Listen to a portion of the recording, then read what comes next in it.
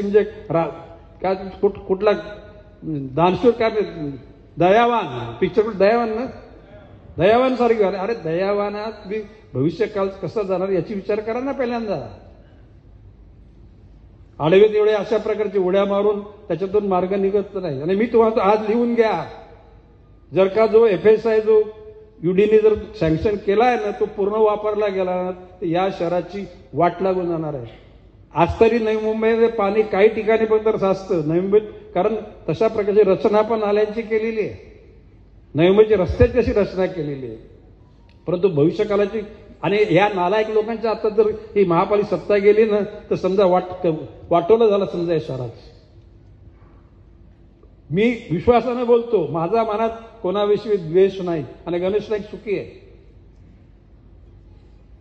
जे अधिकारी मनी लॉन्ड्रिंग मध्ये काम करतात ना असे अधिकारी माझे मित्र आहेत. जो पैसा माझी झोप उडवेल तो पैसा मला नकोय. ITचे लोक येतील, लुटारू येतील, ED येईल, CBIचे कोणाला पाहिजे. अरे सुखाची झोप मिळते तो पैसा ढीक लावून ठेवायचा काय गरज आहे त्या पैशाची. आणि म्हणून मी सांगतो माझा हात साफ आहे, मन पण साफ आहे आणि मला ज्याला पाहिजे त्याला सगळ्या गोष्टी उपलब्ध होतात. भविष्य काळामध्ये सुद्धा कसली कमतरता पडणार नाही.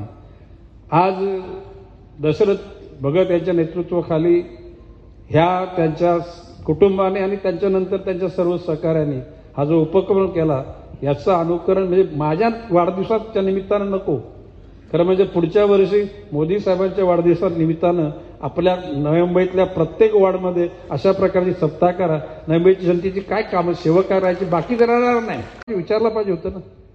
आणि म्हणून मी बोलतो, मी माननीय मुख्यमंत्र्यांचं आम्हाला ही गावं 14 गाव आमच्यात नको आहेत. माननीय मुख्यमंत्री नाईक साहेब आता ही निवडणूक लागली, आता निवडणूक झाल्यानंतर 6 महिन्यानंतर ही गावं आपण बाहेर काढू. गावं निश्चित बाहेर निघतील आणि ती बाहेर काढण्यासाठी गणेश नाईक आपल्या आयुष्याचे पुन्हा काम तिथे कामाला लावेल.